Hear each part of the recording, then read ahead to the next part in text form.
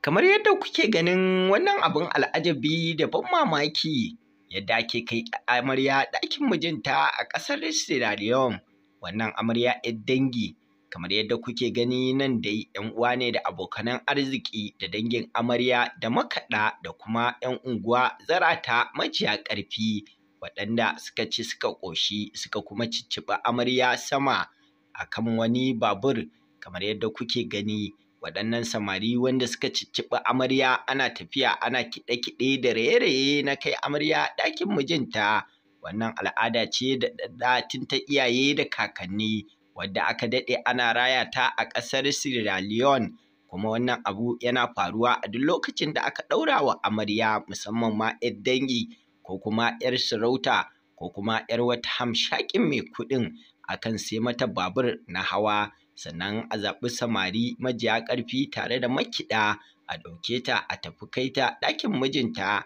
a kirawo 'yan uwa da abokanan arziki su tafi raka amarya, ana kiɗe-kiɗe ana raye-raye ana ta shewa tare da nuna farin ciki, tare da addu'ar Ubangiji Allah ya ba su zaman lafiya a ɗakin sa ita da mijinta, amin summa amin.